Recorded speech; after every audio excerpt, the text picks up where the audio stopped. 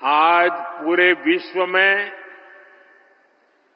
Christmas की धूम है। मैं देश और दुनिया भर में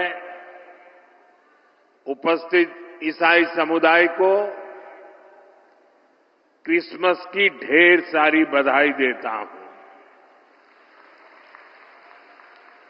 मोहन यादव जी के नेतृत्व में बनी भाजपा सरकार का 1 साल पूरा हुआ है। मध्य प्रदेश के लोगों को, भाजपा के कार्यकर्ताओं को मैं बहुत बहुत बधाई देता हूं।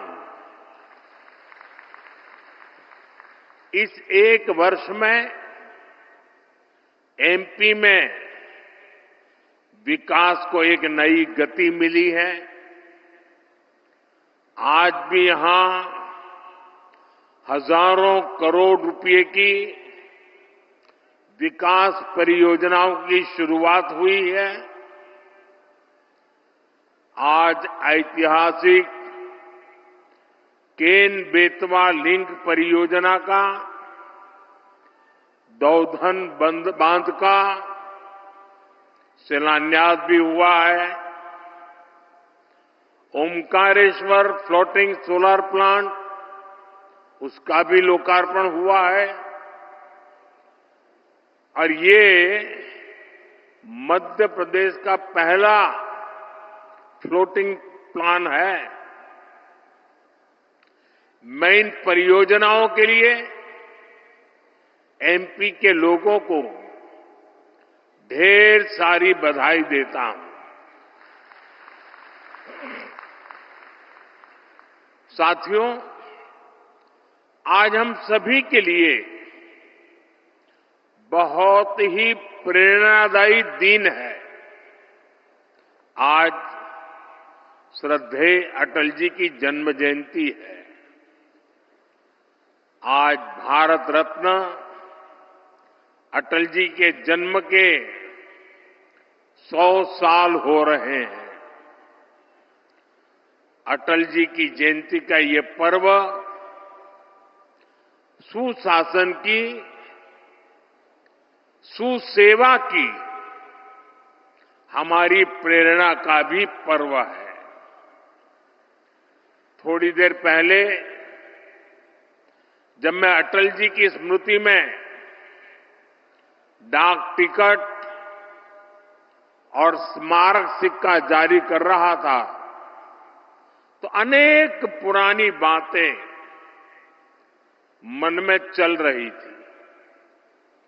बरसों बरसों तक उन्होंने मुझ जैसे अनेक कार्यकर्ताओं को सिखाया है, संस्कारित किया है।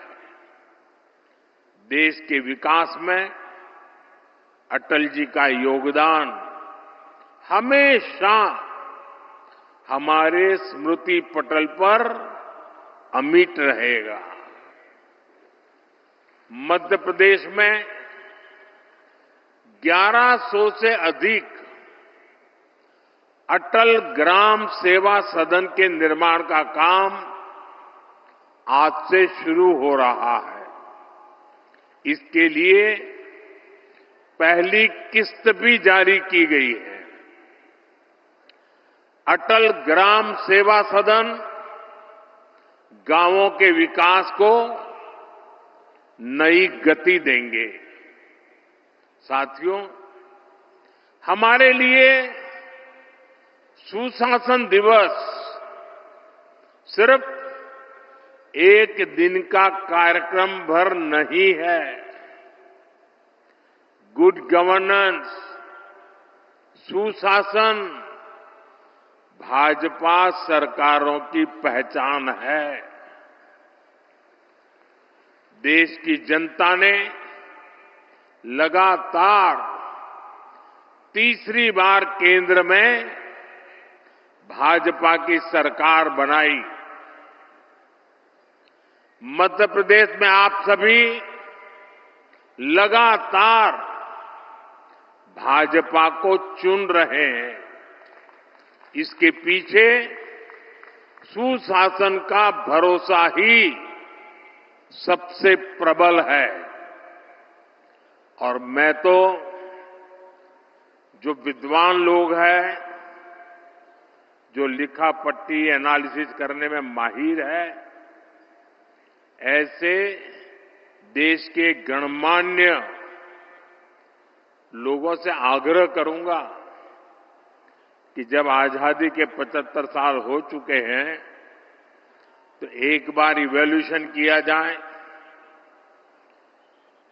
100-200 विकास के, जनहित के, गुड गवर्नेंस के पैरामीटर निकाले जाएं और फिर जरा हिसाब लगाएं कि कांग्रेस सरकारें जहां होती हैं वहां क्या काम होता है, क्या परिणाम होता है। जहां लेफ्ट वालों ने सरकार चलाई, कम्युनिस्टों ने सरकार चलाई, वहां क्या हुआ। जहां परिवारवादी पार्टियों ने सरकार चलाई, वहां क्या हुआ। जहां मिलीजुली सरकारें चली, वहां क्या हुआ। और जहां जहां भाजपा को सरकार चलाने का मौका मिला, वहां क्या हुआ। मैं दावे से कहता हूं, देश में जब जब भाजपा को जहां जहां भी सेवा करने का अवसर मिला है, हमने पुराने सारे रिकॉर्ड तोड़ के जनहित के, जन कल्याण के और विकास के कामों में सफलता पाई है। निश्चित मानदंडों पर मूल्यांकन हो जाए, देश देखेगा कि हम जन सामान्य के प्रति कितने समर्पित हैं।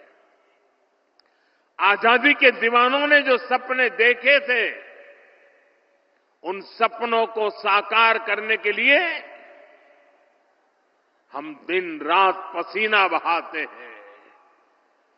जिन्होंने देश के लिए खून बहाया,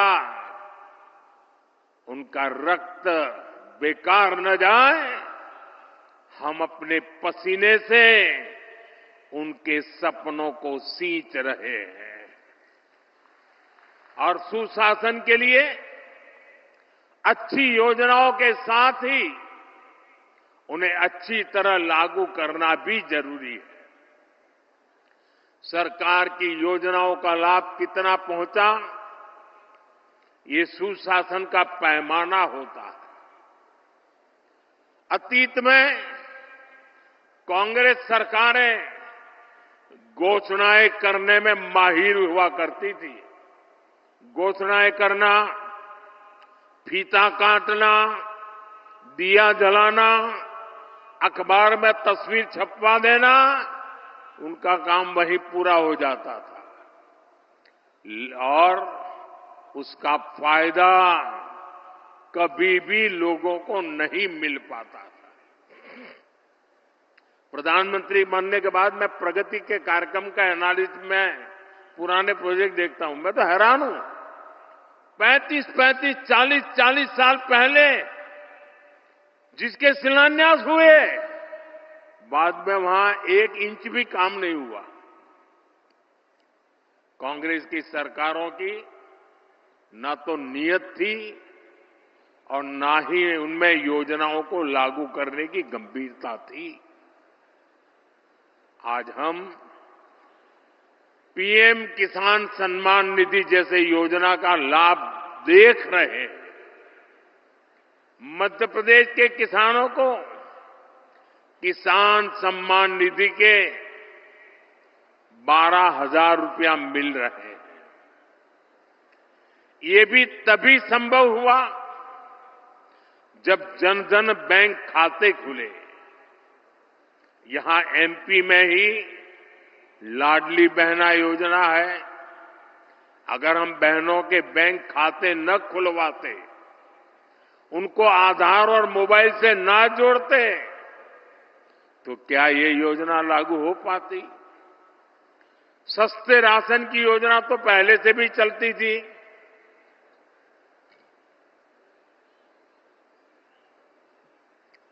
लेकिन गरीब को राशन के लिए भटकना पड़ता था। अब आज देखिए, गरीब को मुफ्त राशन मिल रहा है, पूरी पारदर्शिता से मिल रहा है। ये तभी हुआ जब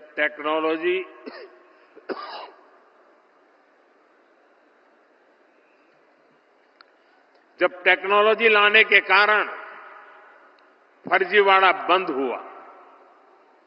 जब एक देश एक राशन कार्ड जैसी देशव्यापी सुविधाएं लोगों को मिली, साथियों, सुशासन का मतलब ही यही है कि अपने ही हक के लिए नागरिक को सरकार के सामने हाथ फैलाना न पड़े,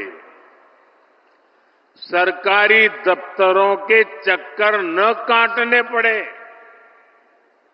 और यही तो सैचुरेशन की 100% लाभार्थी को 100% लाभ से जोड़ने की हमारी नीति है।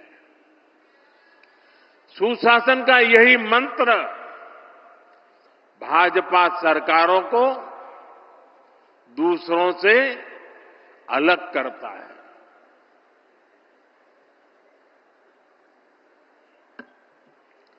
आज पूरा देश इसे देख रहा है, इसलिए बार बार भाजपा को चुन रहा है। साथियों, जहां सुशासन होता है, वहां वर्तमान चुनौतियों के साथ ही भविष्य की चुनौतियों पर भी काम किया जाता है। लेकिन दुर्भाग्य से देश में लंबे वक्त तक कांग्रेस की सरकारें रही।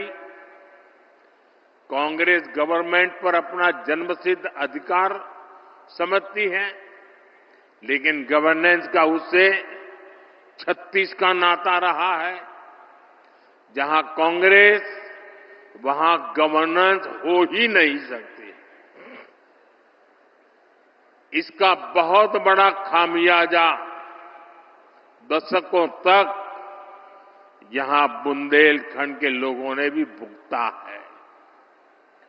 पीढ़ी दर पीढ़ी यहां के किसानों, यहां की माताओं बहनों ने बूंद बूंद पानी के लिए संघर्ष किया। ये हालात क्यों बने?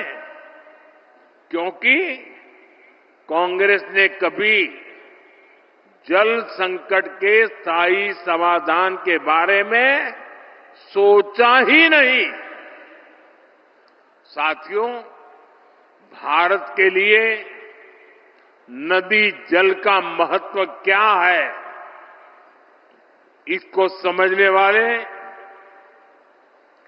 पहले लोगों में, और आपको भी जब बताऊं तो आश्चर्य होगा, यहां किसी को भी पूछ लीजिए, हिंदुस्तान में किसी को पूछ लीजिए कि देश आजाद होने के बाद सबसे पहले जल शक्ति, पानी का सामर्थ्य, पानी के लिए दूरंदर्शी आयोजन, इसके विषय में किसने सोचा था, किसने काम किया था? यहां मेरे पत्रकार बंधु भी जवाब नहीं दे पाएंगे। क्यों? जो सच्चाई है उसको दबा के रखा गया, उसे छिपा करके रखा गया और एक ही व्यक्ति को क्रेडिट देने के नशे में सच्चे सेवक को भुला दिया गया। और आज मैं बताता हूं, देश आजाद होने के बाद भारत की जल शक्ति, भारत के जल संसाधन, भारत में पानी के लिए बांधों की रचना, इन सब की दूरदृष्टि किसी एक महापुरुष को क्रेडिट जाती है तो उस महापुरुष का नाम है बाबा साहब आंबेडकर।